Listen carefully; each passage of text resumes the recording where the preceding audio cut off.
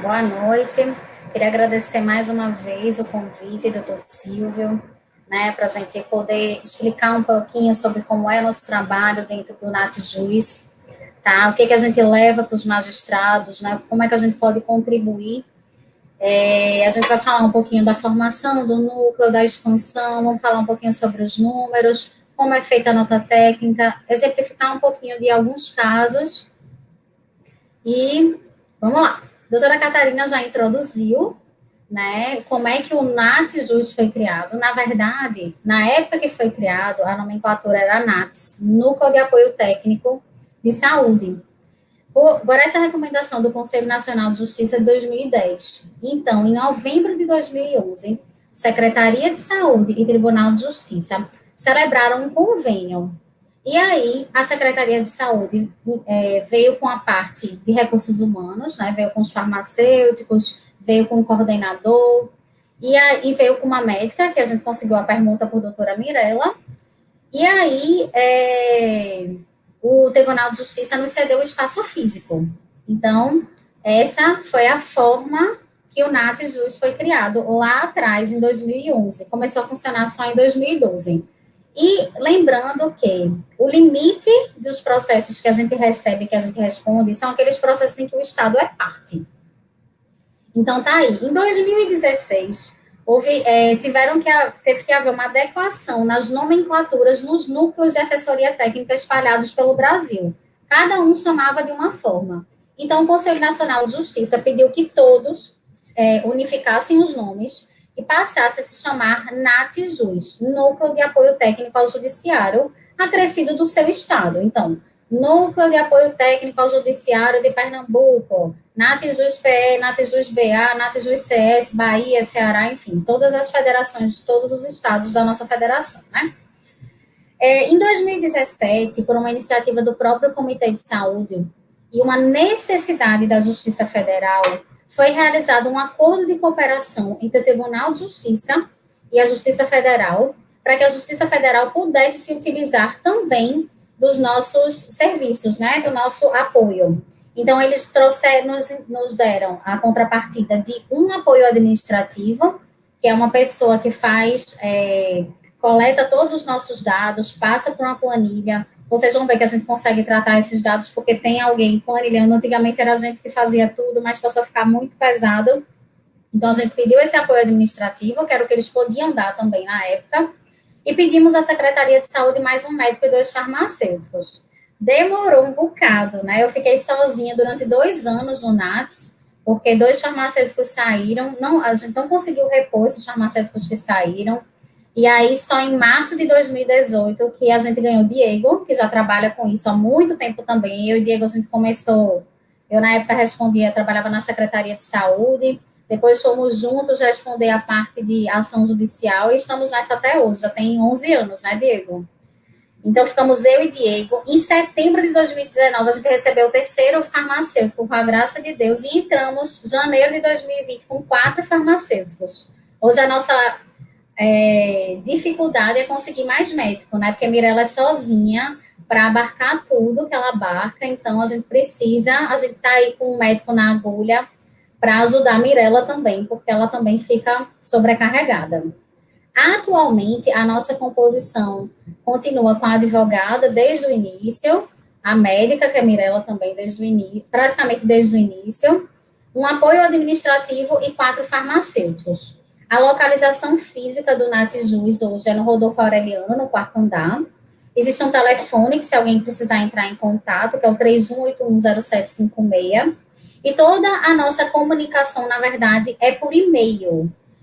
Doutor Silva vai falar mais na frente sobre a migração disso, mas, por enquanto, a forma que a gente atua hoje é por e-mail, tá?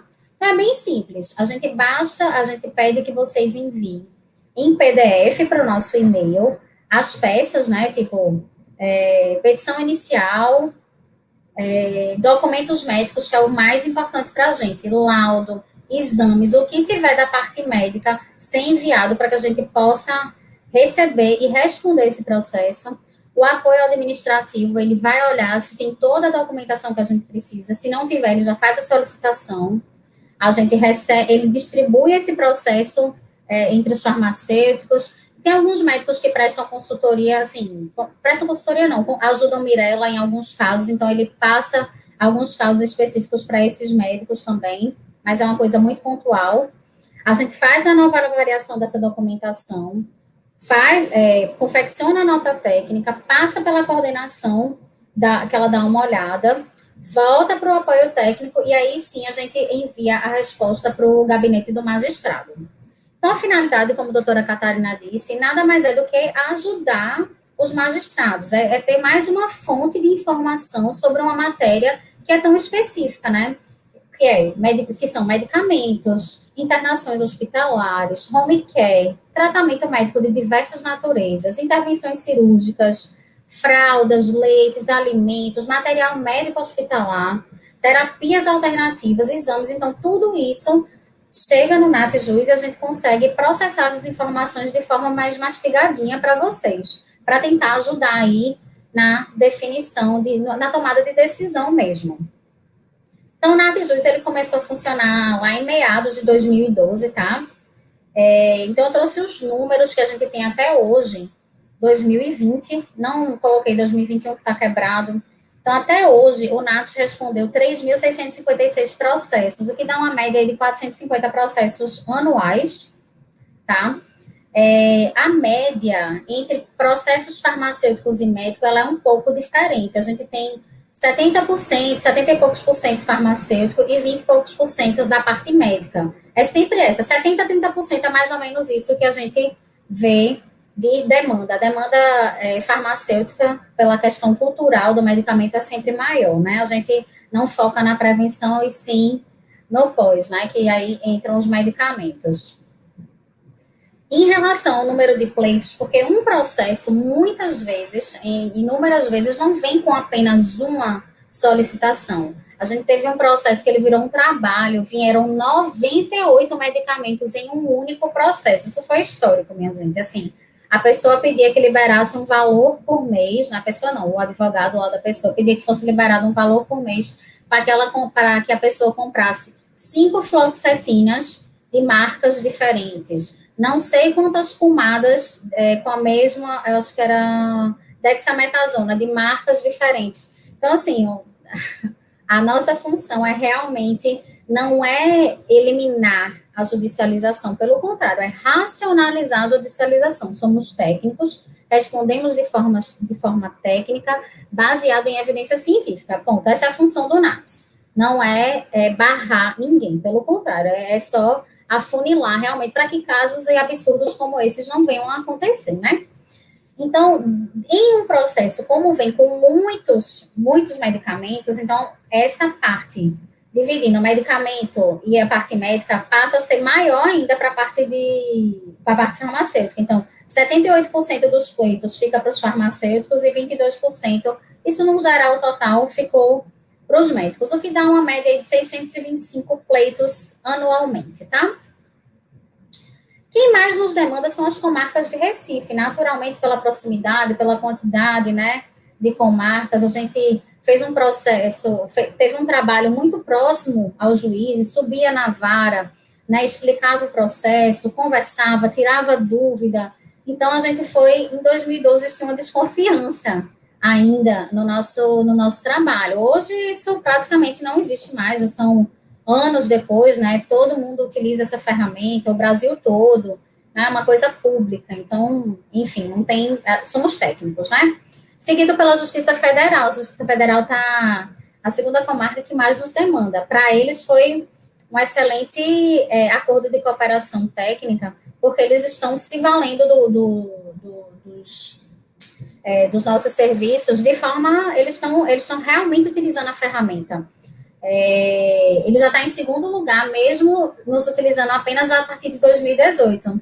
Caruaru é uma comarca também que sempre manda processo, Garanhuns, Jaboatão, e por aí vai. Só fiz uma listagem com os top 10 aí. Aí, ó, Garanhuns está em primeiro lugar. Acho que sempre mandam os processos para que a gente possa fazer análise, seguido das varas da Fazenda Pública da capital, estão muito próximos da gente, né? Das 231 comarcas que já solicitaram ao NATS, Essas 15 comarcas listadas aqui, elas representam 50% da nossa demanda. Quando a gente vai avaliar processo por região, a metropolitana é a que mais demanda processo, seguida pelo Agreste, Sertão, Mata. Olha a federal aí, ó. A federal começou em 2018 e o gráfico já vem crescendo.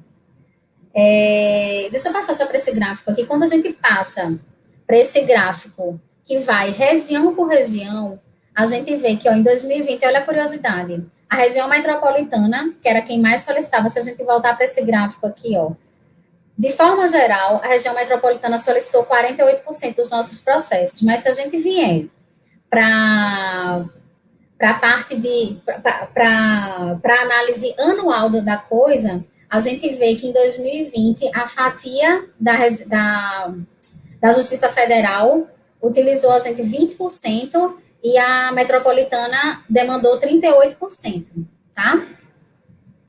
Os medicamentos mais solicitados. Eu listei aqui os 11 medicamentos mais solicitados. A maioria deles é para câncer, tá? Tirando a somatropina, é o top 1. É um medicamento que foi solicitado para 19 CIDs diferentes, ou seja, 19 doenças diferentes. Ele é fornecido pelo SUS, porém, 45% das solicitações que foram realizadas ao NATS foram para baixa estatura idiopática, que é uma baixa estatura que não tem uma condição clínica definida. Ele é considerado, por alguns, um tratamento estético, né? Que a criança tem que crescer, não pode existir mais ninguém baixinho. Eu até brinco que se eu fosse mais nova, eu com certeza o médico teria mandado eu tomar somatropina, porque quem me conhece sabe que eu sou bem pequenininha. A abiraterona aí está em segundo lugar, que é para câncer de próstata. Aí segue temozolomida, que é para câncer no cérebro, chamado glioblastoma. A rivaroxabana, que é o famoso xarelto, né? Ele previne as tromboses venosas, enfim, é utilizado para algumas condições que ele é bastante demandado também. Quando a gente vai para os CIDs, primeiro CID que mais é demandado é câncer de próstata. A abiraterona, que é um medicamento que, inclusive, foi avaliado pela Conitec, não fazia parte, né? E a Conitec pediu, né, recomendou, na verdade, que ele fosse fornecido, sim, pelo SUS, tá? E a enzalutamida. Esses dois medicamentos juntos somam 90% das demandas para o câncer de próstata, seguido pelo câncer de mama, câncer de rim, câncer maligno do encéfalo. Aí, ó, em quinto lugar está o nanismo, que entra a somatropina, aí entra a degeneração da mácula e polo posterior. São as 3 doenças, além de paralisia cerebral, que não são de câncer, né? Não fazem referência ao câncer. Essa degeneração é um medicamento, eles solicitam muito um medicamento, que é esse aqui, ó. Deixa eu voltar. Opa, não, peraí. Deixa eu voltar aqui. Ele está aqui, ó, ele é o ranibizumab, é o 5º medicamento. Então, essa patologia da degeneração da mácula, ela é uma das mais solicitadas também. O estado de Pernambuco, ele não é fornecido pelo SUS, mas o estado de Pernambuco tem um programa que fornece, tá? Só curiosidade mesmo. Em relação aos pleitos médicos, procedimento cirúrgico, top 1. O home care está em segundo lugar, né? Home care tem várias coisas que precisam ser analisadas, a doutora Mirella pode explanar isso de forma bem melhor para vocês. Alimento, a gente recebe muita demanda de alimento também.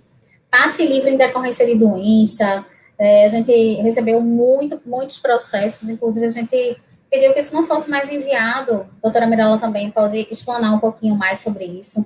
Exames médicos, danos morais, né? Desses 250 pleitos médicos que já foram solicitados, esses 11 listados aqui correspondem a 60% de todos os pleitos médicos já realizados. As unidades de saúde que mais demandam são o IMIP, seguido por consultório particular. Tem alguns que a gente colocou como não informado, né? Seguido pelo Hospital das Clínicas, a maioria é hospital público. Das 376 unidades que já chegaram para a gente, essas 10 listadas aqui correspondem a 56% dos nossos pleitos. Então, quase 50% vem de hospital público. 20% vem do privado, que é uma fatia que a gente precisa avaliar se a pessoa tem ou não plano de saúde. Se ela tiver plano de saúde, o ideal é que ela solicite ao plano de saúde e não ao Estado, né? Já que ela tem um plano de saúde, ela pode recorrer ao plano.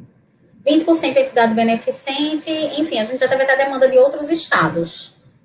Então, só para explicar um pouquinho a estrutura da nota técnica, ela é composta por um cabeçalho, onde vem as informações do núcleo, os convênios, os acordos de cooperação, telefone, e-mail.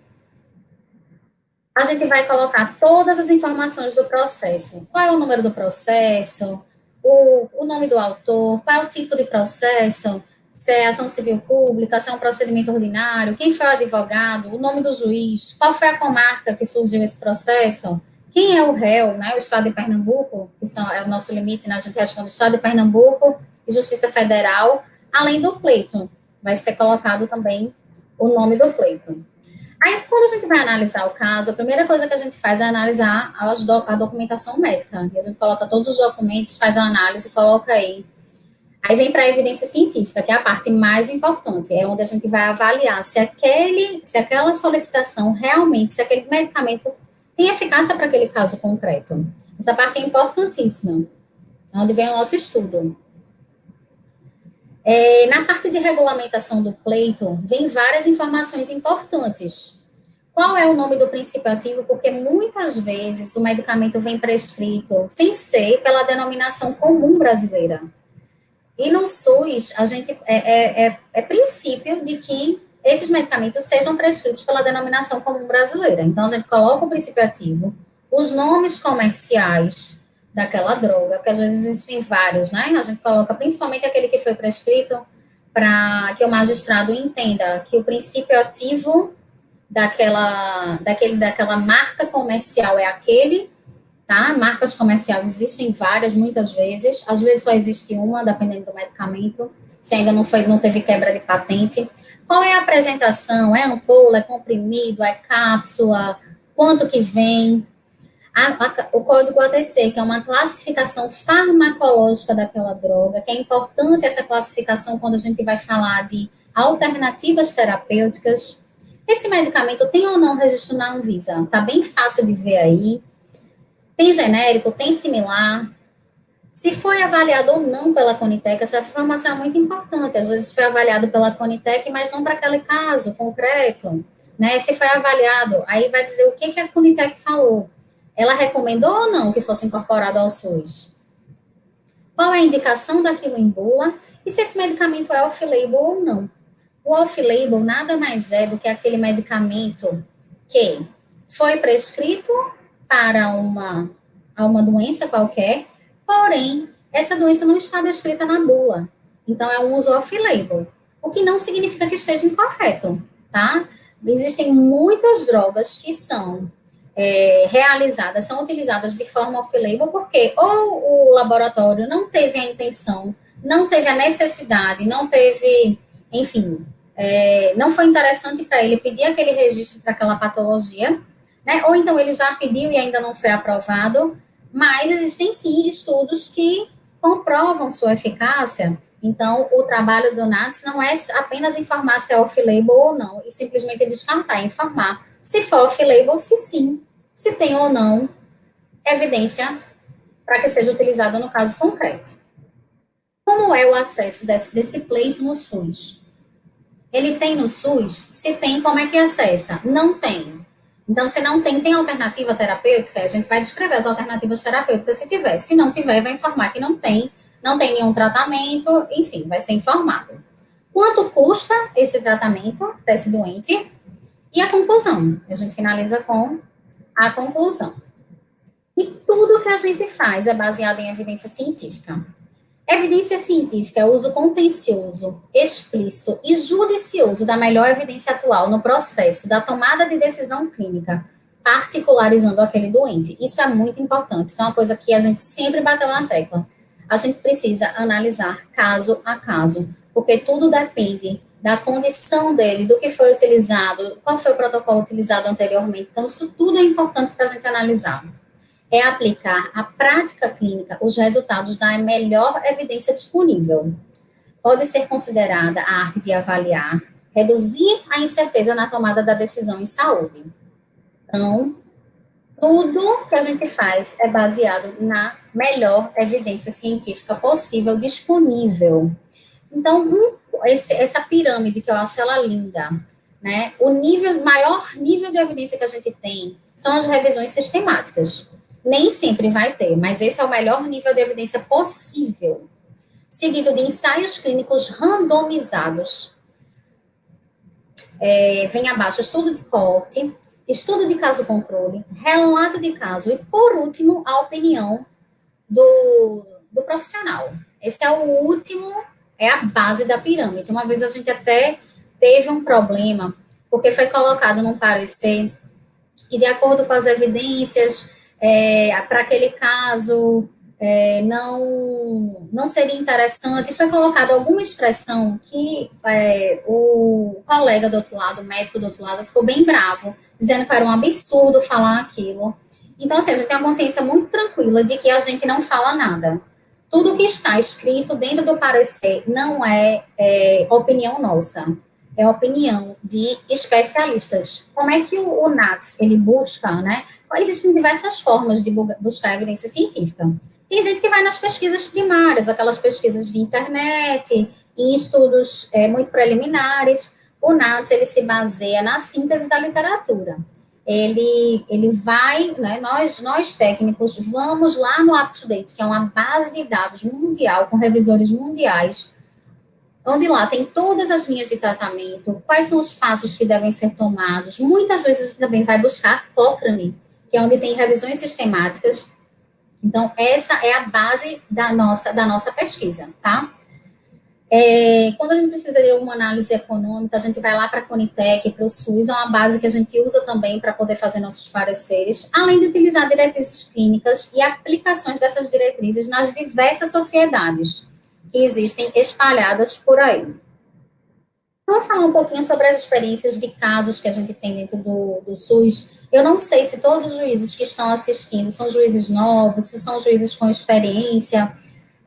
A verdade é que tem muita coisa para ser dita, principalmente de como é o funcionamento do SUS, né? Mas eu vou dar umas pequenas explicações aqui, para que vocês entendam um pouquinho como como é o nosso pensamento, né? O que a gente disponibiliza para vocês. Então, drogas que já são disponibilizadas pelo SUS, a gente recebe vários processos desse tipo. Aquelas drogas que são disponibilizadas pelo SUS, mas não são disponibilizadas para aquele caso concreto, eu vou dar exemplos práticos disso, tá?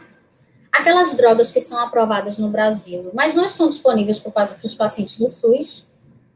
Aquelas drogas que são aprovadas para uma indicação e estão sendo prescritas para outra indicação, ou seja, aqueles casos off-label. Aquelas drogas que são aprovadas apenas fora do Brasil. As drogas para o tratamento do câncer, né, que são extremamente comuns, e as drogas completamente experimentais. Então, o primeiro caso que eu trago é um caso em que as drogas já são disponibilizadas pelo SUS. Quando ela já é disponibilizada, a gente vai informar onde é que a pessoa vai para buscar aquela droga. Pois, dependendo do nível de complexidade, ela vai ou buscar na unidade básica de saúde. No programa Farmácia Popular, existem alguns medicamentos que são disponibilizados em farmácias comerciais.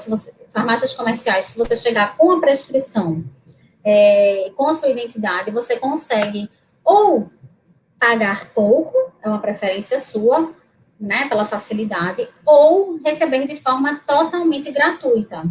Existem algumas formas de buscar esse medicamento, e ainda se é um medicamento de programa mais complexo, são drogas mais caras, a pessoa vai ter que buscar lá na farmácia de Pernambuco.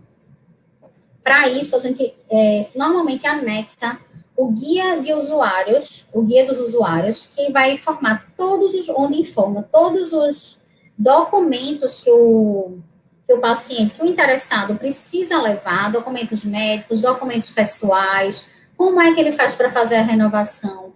Esse documento vai chegar para a Secretaria de Saúde, ele vai para para um centro, é Centro de Avaliação de Procedimentos. Ele vai para esse núcleo avalia se aquela pessoa está dentro dos protocolos e diretrizes terapêuticas do Ministério da Saúde, se ela está dentro dos critérios de inclusão, se o CID está ali, eles vão avaliar todo aquele processo, porque tudo isso já foi feito baseado em evidências, tá?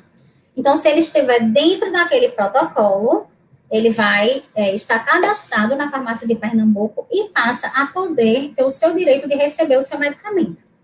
Tá? Então, é dessas duas formas. Ou ele vai, dessas três formas, farmácia de Pernambuco, unidades de saúde, farmácias comerciais, e ainda tem alguns programas, como o do ranibizumab, por exemplo, que é para o edema macular, degeneração macular, a pessoa precisa ir comparecer numa unidade de saúde, ser marcado uma consulta na Fundação Otínio Ventura, se for detectado a necessidade, e eles vão fazer a aplicação pelo SUS, tá? Quando o medicamento ele não é fornecido pelo SUS, a gente vai informar se tem alternativa terapêutica ou não, e se não tiver nada, né, se não tiver tratamento nenhum, se não, aquela droga não for disponível, não tenho, como é que chama? Não tenho nenhum programa para fornecer nada, vai ser informado também. Nesse caso, geralmente, a pessoa precisa, porque não existe programa, não tem nada. Então, aqui, ó, no caso, foi solicitada a fexofenadina, que é o anti-histamínico. Porém, se você olhar na coluna ao lado, está dizendo quais são as drogas fornecidas gratuitamente pelo SUS, além da classe terapêutica, que são anti-histamínicos também, de uso sistêmico, certo? Então, embaixo está dizendo, ó, ele é padronizado pelo componente básico da assistência farmacêutica, onde adquirir. Aí está lá, posto ou unidade básica de saúde. Então, se o médico avaliar que essa droga pode ser permutada pelas fornecidas gratuitamente pelo SUS, basta que o médico prescreva e ele compareça numa unidade básica de saúde e ele vai conseguir ser tratado de forma não judicial. A fluticasona, a mesma coisa. Não é fornecido esse glicocorticoide solicitado, mas são fornecidos outros, como a budesonida, a beclometasona, que também são glicocorticoides e podem ser adquiridos numa unidade básica de saúde. Um caso de drogas que são disponibilizadas pelo SUS, mas, porém, não são fornecidas para o caso concreto, eu trouxe a somatropina, juntamente com a leuprorelina. Esse caso é um caso interessante, porque a leuprorelina, ela é uma droga, sim, fornecida pelo SUS, assim como a somatropina. A somatropina é fornecida gratuitamente para todos os pacientes que têm deficiência do hormônio do crescimento e síndrome de Turner. Já a leuprorelina, ela é fornecida para meninos e meninas, né, meninas abaixo de 8 anos e meninos abaixo de 9 anos, com... gente, esqueci o nome agora. Puberdade precoce central, Fabiana.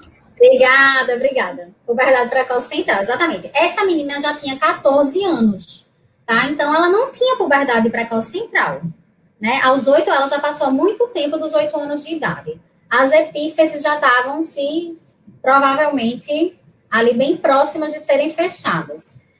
A ideia da médica era frear a puberdade para que a somatropina fizesse ela crescer. Diante das evidências científicas, é provado que quando a pessoa utiliza esses medicamentos, a chance de crescer é de 0 a 4 centímetros. Porém, essa adolescente já tinha 14 anos. Então, esse, de fato, é um tratamento que não pode ser considerado imprescindível para a proteção à vida. Né? Ele é um tratamento, a gente pode chamar de estético. Um outro caso são drogas aprovadas no Brasil, mas não disponíveis para os pacientes do SUS. No caso do Eltrombopag, nessa época que foi solicitado, ele ainda não era fornecido, hoje ele já está sendo. Mas eu trouxe esse caso, porque ele foi um caso interessante. O médico disse que não queria utilizar as alternativas que tinham no SUS, pelo tempo de resposta que essas drogas davam. O Danazol, por exemplo, que era uma droga que ele podia usar, o tempo inicial de resposta era de 40 a 90 dias. O Eltrombopag de 7 a 28. Só que se a gente levar em consideração o tempo que um medicamento leva para ser disponibilizado de forma judicial, já podia ter sido tentado o danazol, por exemplo. Tanto que isso foi acatado, né? Esse é um caso bem interessante. O etanercept, esse é um caso que eu vou trazer, um caso off-label para vocês. O etanercept é uma droga, sim, fornecida pelo SUS, tá? Ele é fornecido para artrite, psoriática, reumatoide, espondilopatia, mas ele foi prescrito pela doença de Menier, que é uma desordem que ocorre na parte interna da orelha, que causa vertigem, zumbido, pressão no ouvido, perda auditiva.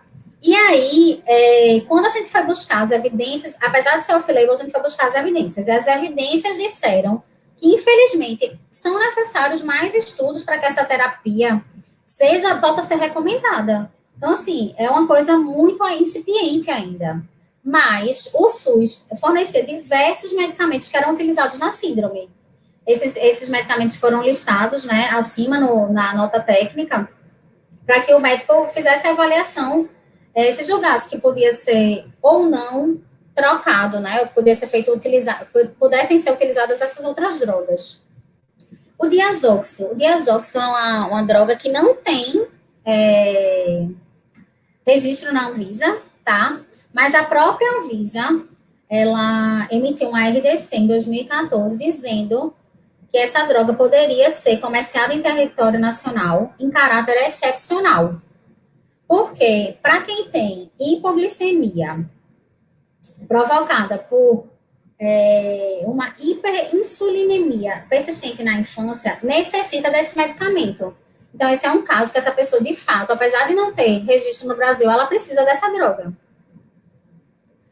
Drogas para o câncer, né? Como é que funciona o tratamento de câncer dentro do SUS? Não existem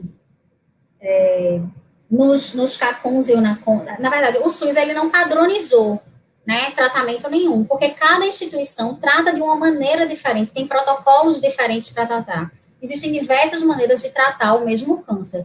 Então, para não engessar nada, eles acharam por bem descrever o nome do procedimento e pagar ao hospital pelo procedimento realizado. Se chama APAC. Os hospitais dizem que as APACs não cobrem os valores dos medicamentos.